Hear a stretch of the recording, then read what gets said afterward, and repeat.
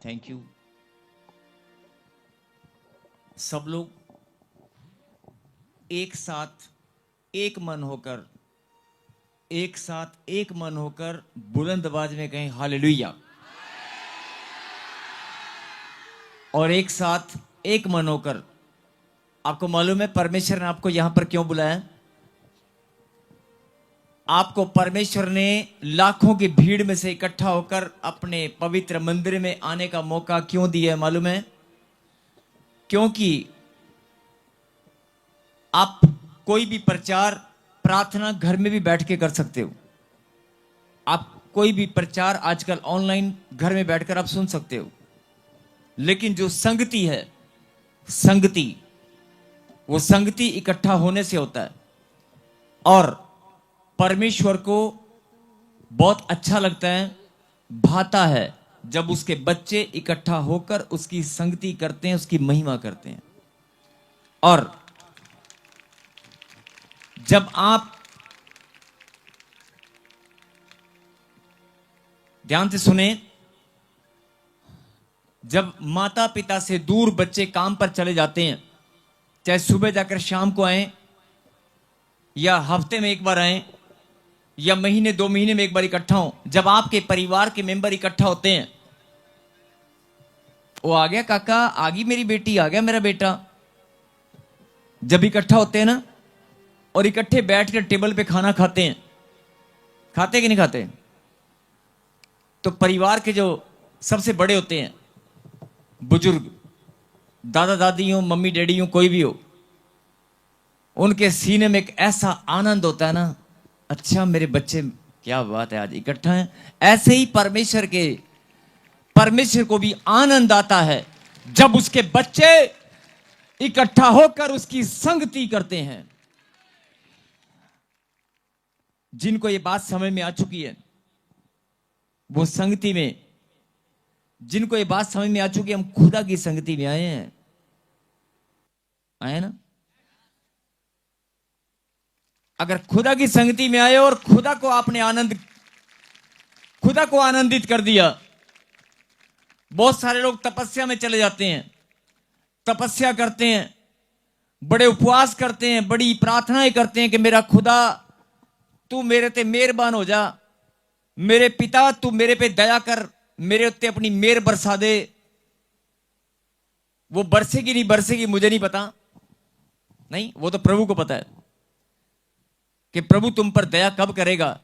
वो परमेश्वर जानते हैं, क्योंकि उसने अपने कलाम में लिखा है, जिस पर मैं चाहूं उस पर दया करूंगा, जिस पर मैं चाहूं उस पर कृपा करूंगा, ये मेरी मर्जी है, और कब करूंगा ये भी उसकी मर्जी है। लेकिन जब आप इकट्ठा होते हैं ना, बड़ी तपस्याएं, बड़े उपवास, बड़ी प्रार्थनाएं परमेश्वर को प्रसन्न कर सकती हैं, नहीं कर सकती, वो परमेश्वर जानते हैं। लेकिन मैं इतना जानता हूं कि आप जब इकट्ठा होकर उसकी महिमा करते हैं ना, और आनंद के साथ उसके चरणों में धन्यवाद करते हैं, आपका इकट्ठा होना परमेश्वर को आनंद देता है। इसीलिए ज्यादा से ज्यादा लिखा कलाम के अंदर है, निर्लज्ज जाति के लोगों, इससे पहले यहोवा के क्रोध का भड़कता हुआ दिन तुम इकट्ठे हो जाओ। तुम्हारा इकट्ठा होना प्रभु को भाता है। बोलो आमीन। अभी समझ में है तुम्हारे इकट्ठे होने में परमेश्वर को कितना आनंद आता है? यस, जोरदार ताली बजाकर धन्यवाद दें आज संगति के लिए, और निकालें प्रभु के वचन से होली कम्युनियन। प्रभु यीशु मसीह, मेरे पिता, मैं धन्यवाद करता हूं प्रभु जी आज के दिन के लिए, इस घड़ी प्रभु जी जो आपने समय हमारे जीवन में ठहराया, जो वचन की शिक्षा आपने हमारे लिए भेजी है, जो गहरी बातें, जो गहरे भेद पिता परमेश्वर आप हम पर जाहिर करना चाहते हैं, जो प्रकाशन प्रभु जी आप हमें देना चाहते हैं, जो अपनी लाइट, अपनी सच्ची ज्योति का प्रकाश हमारे जीवन से अंधकार को नाश करने के लिए जो आपने भेजा है, मेरे पिता उसे मैं ग्रहण करता हूं। हम सब मिलकर उसे ग्रहण करते हैं और हम अपने आप को तैयार करते हैं पिता परमेश्वर, अपने आप को हम तैयार करते हैं आपके वचन की शिक्षा को ग्रहण करने के लिए, आपकी गहरी बातों को समझने के लिए, अपने दिलो दिमाग पर मेरे पिता आज हम आपका कब्जा होने के लिए प्रार्थना करते हैं। हमारे सोचने समझने की शक्ति पर, हमारे शरीर की इंद्रियों पर, बॉडी के एक एक ऑर्गन पर मेरे पिता आपका कब्जा होने पाए। दुष्ट शत्रु हमें भरमाने न पाए। हमारे दिमाग और विचारों को केवल परमेश्वर का अधिकार होने पाए। बोलो आमीन। बोलो मैं तैयार हूं, मैं तैयार हूं आज का मन्ना ग्रहण करने के लिए, परमेश्वर की गहरी बात को समझने के लिए मैं तैयार हूं। कहीं आमीन। गुड़िया बेटे, बेटे आप यस एक जोरदार ताली बजाकर प्रभु को धन्यवाद दें और निकालें प्रभु के वचन से मैथ्यू की किताब और चैप्टर 26 जल्दी से निकालें। चैप्टर 26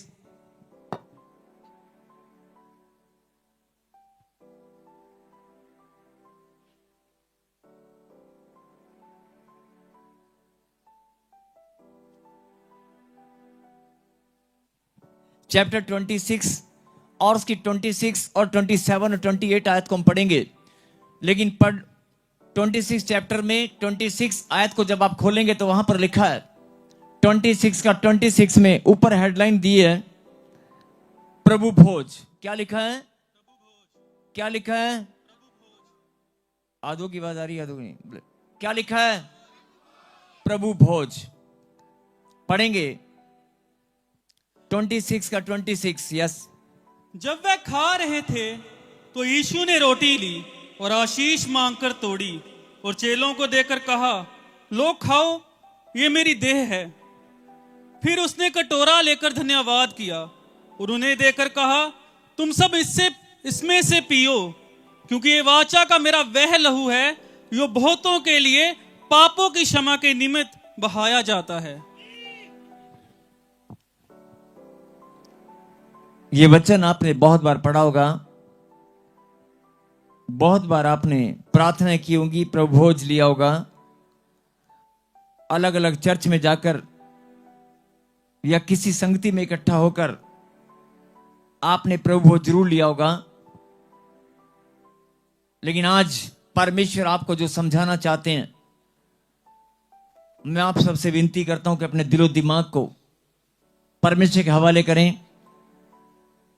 बहुत गहरी बात परमेश्वर आपको समझाना चाहते हैं।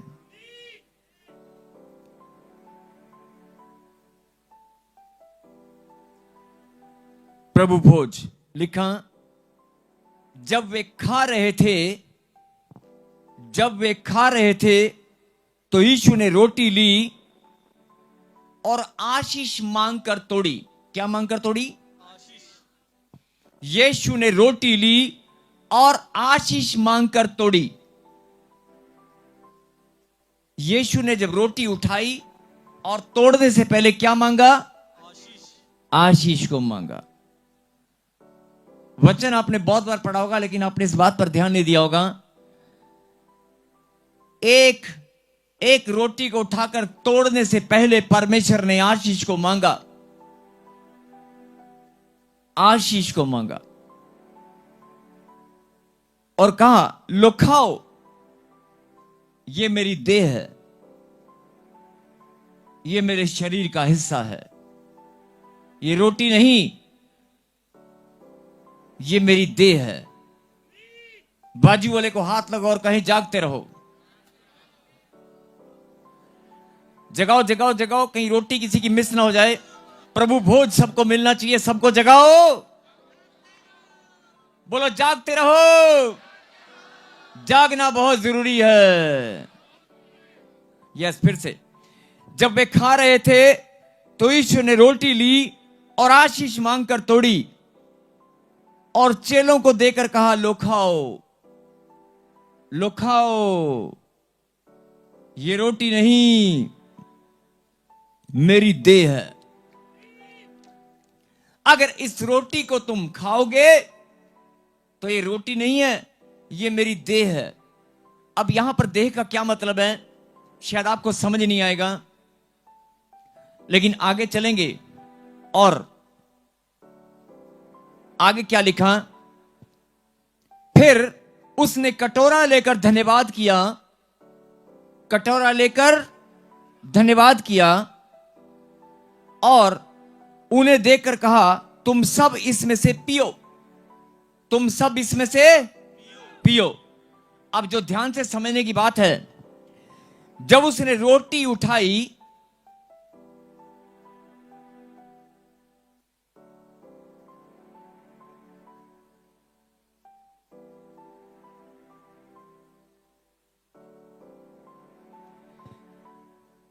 तो यीशु ने रोटी ली। जब वे खा रहे थे तो यीशु ने रोटी ली और आशीष मांगकर तोड़ी, रोटी को उठाया और रोटी को तोड़ने से पहले क्या मांगा? आशीष। रोटी को तोड़ने से पहले आशीष मांगी।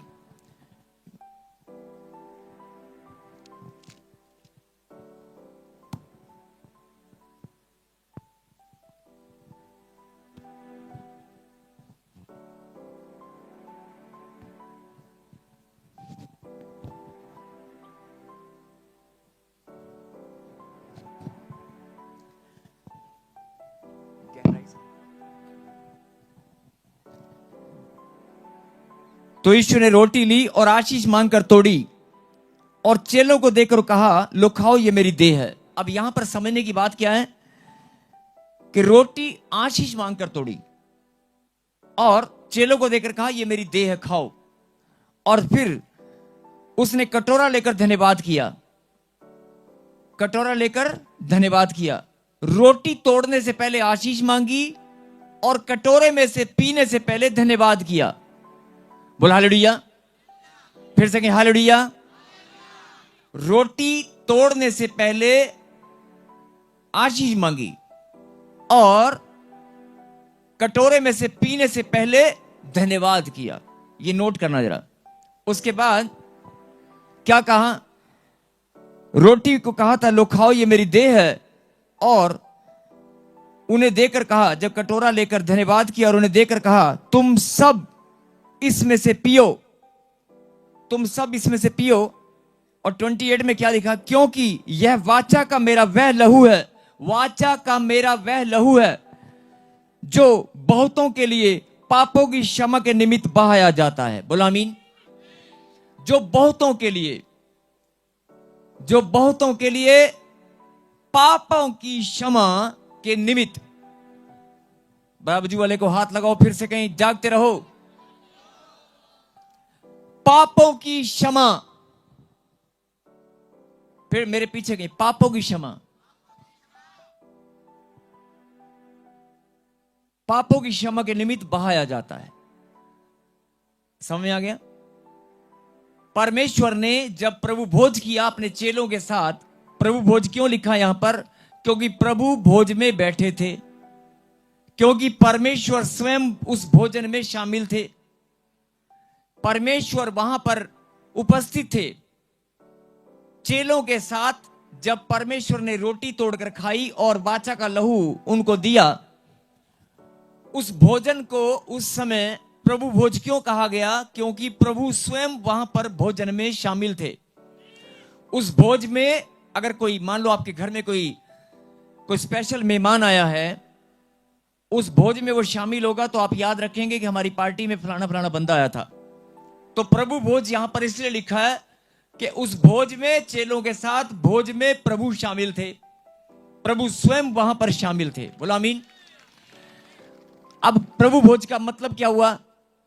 जिस भोजन में, जिस भोज में खाते हुए, पीते हुए, करते हुए खुदा की उपस्थिति हो, प्रेजेंस हो, वो प्रभु भोज है। और जिस भोजन में प्रभु की उपस्थिति नहीं है, वो भोजन है लेकिन प्रभु भोज नहीं है। आप समझ रहे मेरी बात? जिस भोज में प्रभु शामिल ही ना हो, जिस भोज में प्रभु शामिल नहीं है, वो प्रभु भोज कहां से होगा? और जिस भोज में प्रभु शामिल है वो प्रभु भोज है। जिनको समझ में आ गया कहीं हालेलुया। अब आपके भोजन के समय अगर आपके साथ परमेश्वर बैठे हैं, आप जब जब कई लोग बोलते हैं प्रभु भोज तो चर्च में होगा, बिल्कुल होगा, चर्च में भी होता है प्रभु भोज। और परमेश्वर आपको यह बात समझाना चाहते हैं कि प्रभु भोज, बहुत सारे लोग सोना गए, दोबारा चेक करना जरा। यस, क्यों बोल रहा हूं मैं? बहुत सारे लोग घर में खाना खाते हैं, आपके खाना खाते समय क्या परमेश्वर की प्रेजेंस वहां पर होती कि नहीं? होती कि नहीं? प्रभु भोज कभी भी, कहीं भी, हर समय, हर दिन, कभी भी, कहीं भी आप ले सकते हैं। बोल हालेलुया। कई लोग समझते हैं कि शायद प्रभु भोज चर्च में होगा। मैं प्रभु भोज के खिलाफ कुछ नहीं बोल रहा हूं। प्रभु भोज की रीति, प्रभु भोज की रीति है जो सदा से चलती आई है। लेकिन मैं आत्मिकता में एक प्रकाशन आपको देना चाहता हूं जो मैंने नहीं, परमेश्वर ने आपको दिया है, कि जिस भोज में क्या लिखा? प्रभु भोज। और यहां पर आप गहराई से पढ़ेंगे तो स्वयं परमेश्वर ने रोटी लेकर तोड़ी और वाचा का जो कटोरा लहू था वो स्वयं अपने हाथों से दिया। चेलों के साथ वो भोजन कर रहे हैं। उस भोज में प्रभु शामिल है कि नहीं? आप बताएं, उस भोज में प्रभु शामिल है कि नहीं? और जिस भोज में प्रभु शामिल हो वो प्रभु भोज है। अब आपके घर में शाम के समय, रात के समय आपका परिवार जब इकट्ठा होता है, 4-5 लोग आप इकट्ठा होते हैं और आप हमेशा प्रार्थना करके रोटी तोड़ते हैं, हमेशा प्रार्थना करके तो रोटी खाते हैं, तो क्या खुदा वहां होते कि नहीं होते? नहीं, नहीं होते। पूछो क्यों? पूछो क्यों नहीं होते? क्योंकि आप उन्हें पुकारते नहीं हैं, क्योंकि आप उन्हें बुलाते नहीं हैं, उनका खाली नाम लेते हैं, रोटी खा लेते हैं। प्रभु ने कहा जहां दो या तीन मेरे नाम से इकट्ठा होंगे और मेरा स्मरण करेंगे, मतलब मुझे पुकारेंगे, तो मेरी प्रेजेंस वहां पर होगी। मतलब विश्वास की है। जब आप प्रभु भोज अपने घर में 2 या 3 लोग मिलकर जब आप करेंगे, ध्यान से सुनना, इसके बाद कुछ और भी गहरी बात है। जब आप अपने घर में एक साथ एक मन होकर, एक मन होना बहुत जरूरी है, एक साथ एक मन होकर प्रभु का नाम लेकर जब आप खाना खाएंगे प्रे करके, तो प्रभु भोज वो भी है। बोलो आमीन। उस भोज में भी प्रभु शामिल होते हैं, लेकिन आप विश्वास के द्वारा बुलाओगे, विश्वास करोगे तो, और अगर नहीं करोगे तो नहीं होगा। बोलो आमीन। सबको जय मसीह की। मैं जतिन बब्बर और आप देख रहे हैं मसीह परिवार चैनल। जैसे कि आप सब जानते हैं कि मैं इस चैनल पे प्रभु के अलग अलग दासों की वीडियोस डालता हूं, तो अगर आपको हमारा चैनल अच्छा लगता है तो आप इस चैनल को ज़्यादा से ज़्यादा सब्सक्राइब जरूर करें, ताकि आप प्रभु के वचन को सुन सके। वीडियोस को ज़्यादा से ज़्यादा शेयर करें ताकि जिन लोगों तक वचन नहीं पहुंचा उन तक भी वचन पहुंच सके। सबको जय मसीह की। एक बार मैं आपसे दोबारा कहूँगा कि इस चैनल को सब्सक्राइब जरूर करें और वीडियोस को ज़्यादा से ज़्यादा शेयर करें। जय मसीह की।